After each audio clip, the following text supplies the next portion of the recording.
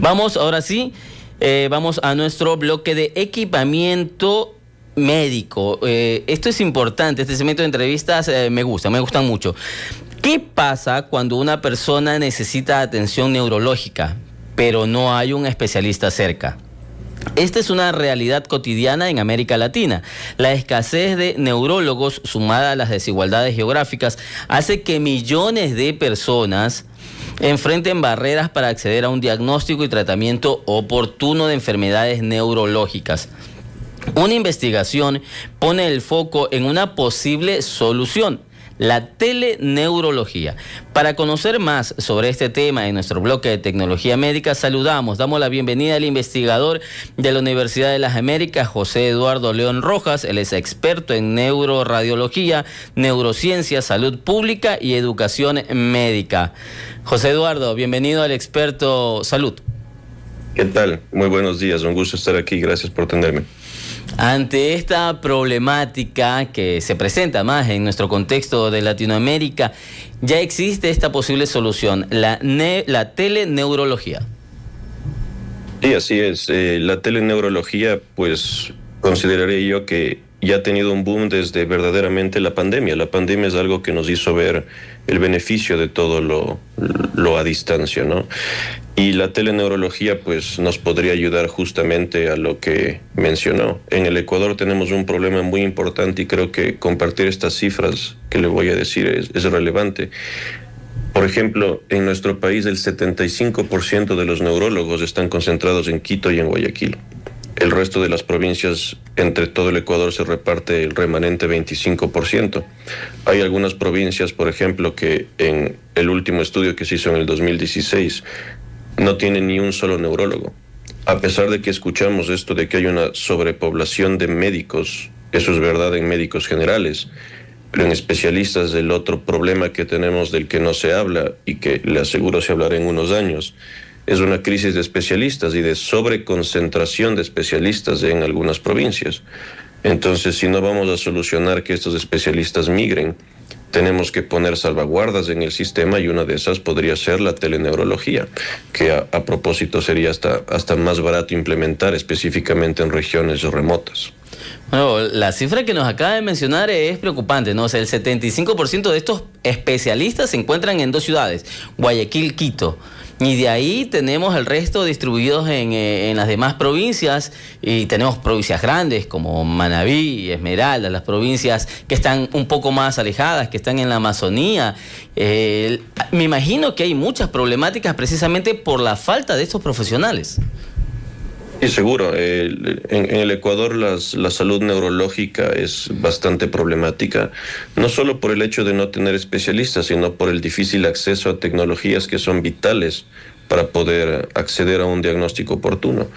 Y estas tecnologías lamentablemente están en los hospitales de primera línea, digamos, o los hospitales que tengan un poco más de tecnología. Entonces, si bien es cierto, la teleneurología puede ayudar a, por ejemplo, acceder a un especialista cuando normalmente no habría. Otra problemática que tenemos que solucionar, porque el sistema tiene que trabajar como un conjunto. Si solucionamos una pieza no significa que ya se acabó todo.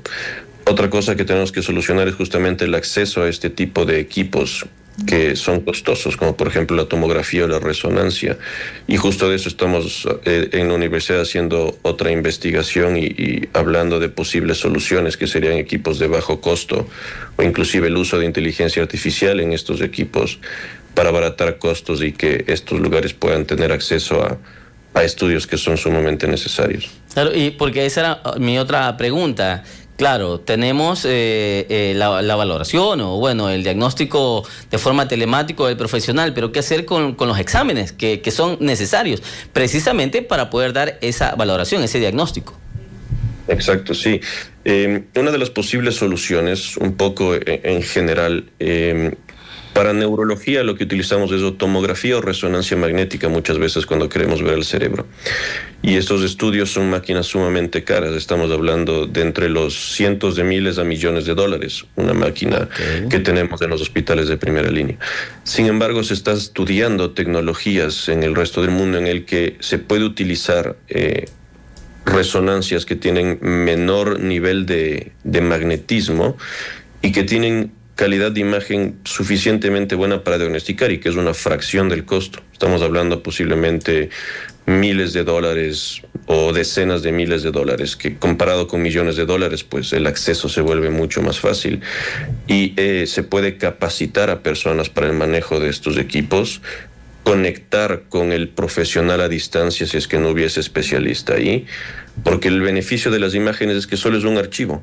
Y yo como neuroradiólogo, por ejemplo, aún reviso casos de donde me especialicé, que fue en el Reino Unido. Solo me mandan el archivo, yo abro en mi computadora, emito un informe y se acabó. Entonces radiología es inclusive hasta más fácil poderlo hacer de forma telemática. Claro, y dentro del proceso de investigación que ustedes han realizado, ¿cuáles serían los retos puntuales acá en nuestro país, ¿no? Dentro de nuestro contexto? Usted ya está mencionando que es precisamente uno de esos retos el equipamiento tecnológico, pero ¿cuáles son otros retos? Sí, retos hay varios, no solo en nuestro país, porque esta parte telemática uno se implementa por completo, ni siquiera en varias regiones del mundo. Yo consideraría que el reto más importante es la parte médico-legal. ¿Por qué la parte médico-legal? Porque, claro, cuando uno está siendo atendido por un profesional de salud, ese profesional de salud se está haciendo cargo tanto médicamente, pero también legalmente con ese paciente.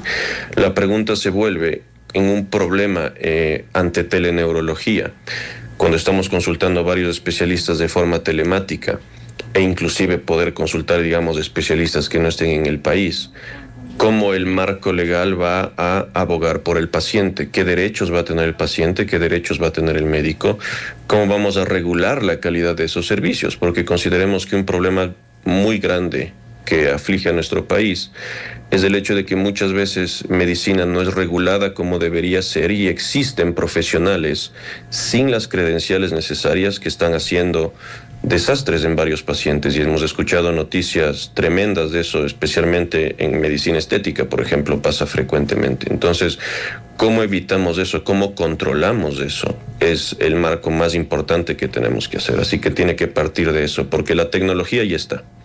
Lo que nos falta verdaderamente es eso. Una legislación que regule aquello, ¿no? Acá en nuestro país, bueno, en el contexto de nuestra región. Y también yo veo que en los lugares que son más alejados de las grandes urbes, en las zonas rurales, también hay otra problemática, que es la accesibilidad al Internet, que es la base para poder realizar la forma telemática. Claro, sí, así es. Sin embargo, la tecnología ahorita ya ha avanzado tanto que eso tiene una solución relativamente fácil. Por ejemplo, ahorita ya existen dispositivos satelitales, que es una antena pequeña que se coloca en el lugar que sea y eso funciona como un router sin cables conectándose al satélite. Entonces, esto, por ejemplo, ha sido utilizado inclusive por gente nómada que viaja y trabaja y se va, por ejemplo, al desierto y tiene su cuestioncita esa y está teniendo una teleconferencia desde el desierto. Entonces, esa tecnología ya existe, sí, claro que es un poco costosa, pero comparando con, primero, la vida humana y segundo, el desastre que es tener una enfermedad neurológica, porque consideremos que muy pocas enfermedades neurológicas le matan al individuo inmediatamente. Lo que una enfermedad neurológica hace es le incapacita al individuo. Entonces, si es que consideramos una serie de individuos alrededor de los 50 años incapacitados que ya no pueden trabajar, que necesitan asistencia social del gobierno, y comparamos los costos con esta tecnología, vamos a llegar a la única y lógica conclusión, que es mucho más barato invertir en proteger a los ciudadanos de este tipo de enfermedades, a que tener que después estar protegiendo a los individuos que ya tienen una discapacidad y no pueden aportar ahora a la sociedad. Así es, José Eduardo, nos están consultando al 096-764-7088, que es nuestra línea directa acá en la radio. ¿Cuáles son las enfermedades neurológicas más frecuentes acá en nuestro país? Tal vez ese dato ustedes lo tienen en su investigación. Es una excelente pregunta. No, la investigación más se enfocó en la posibilidad de realizar este acceso. Ahora, en cuanto a enfermedades más frecuentes en nuestro país, es muy parecido a la parte latinoamericana. Una de las enfermedades más frecuentes en nuestro país son las enfermedades cerebrovasculares. Estas enfermedades se dan generalmente por obesidad, muy parecido al infarto cardíaco, por ejemplo. Entonces, dentro de eso suceden infartos cerebrales. Otra enfermedad frecuente en nuestro país son las crisis convulsivas y la epilepsia. Y cada vez más estamos viendo en nuestro país enfermedades neurodegenerativas, ya que nuestra población sobrevive más. Entiéndase dentro de estas como las demencias, la enfermedad de Alzheimer, el Parkinson, etc. Entonces, estas tres problemáticas grandes son enfermedades que se pueden diagnosticar con imagen, uno, y que necesitan sí o sí valoración neurológica apropiada, porque el problema en las enfermedades neurológicas es que pueden ser mimos o pueden parecerse a otras, y un diagnóstico errado y un tratamiento errado puede retrasar el beneficio del paciente por años. Perfecto. ¿Se vienen más investigaciones que ustedes estén realizando en la UTLA? Sí, queremos ejemplificar más el problema porque tenemos una insuficiencia de datos en el país acerca de esto que le estoy mencionando. Esta estadística de los neurólogos fue publicada recién en el 2016, tenemos que actualizar todo eso. Lo que nosotros queremos hacer es varias cosas. Primero y la más importante, ver cómo está el acceso de lo que yo le decía a las tecnologías. Una investigación que quiero hacer con el equipo es ver a qué distancia y cuánto tiempo le tomaría a diferentes personas en todas las provincias del Ecuador poder tener acceso a este estudio, porque consideremos que para nosotros en ciudad es fácil decir, bueno, estoy a 10 minutos en carro, pero esa no es la verdad de la mayoría de nuestros hermanos ecuatorianos. Pueden estar a kilómetros de distancia, no haber carros, tener que transportarse en animales, tener que caminar. Entonces, a pesar de que hay un centro a pocos kilómetros, ese camino puede significar algo mucho más grande. Entonces, queremos ver accesibilidad a estudios imagenológicos para neurología para poder ejemplificar el problema.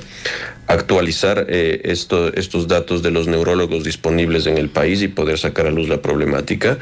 Y pues en el futuro, una vez que esto ya esté establecido, analizar el uso de estas tecnologías de bajo costo y portátiles que le menciono con inteligencia artificial, un estudio piloto para poder ver qué tan aplicable sería en los lugares remotos de nuestro país. Así es, hay lugares en la Amazonía que todavía solo se puede acceder en canoa, en barcos o en avionetas, ¿no? Es complicado. Muy bien, excelente el trabajo que están realizando usted y su equipo de trabajo desde la UTLA. Esta información va a ser valiosa para nuestras autoridades y que puedan tomar las acciones pertinentes en esta materia. Nos queremos agradecer a José Eduardo León Rojas, investigador de la Universidad de las Américas, experto en neuroradiología, neurociencia, salud pública y educación médica, por acompañarnos esta mañana. Muchas gracias a ustedes, un gusto estar aquí. Gracias, muchas gracias. Excelente el trabajo que están realizando.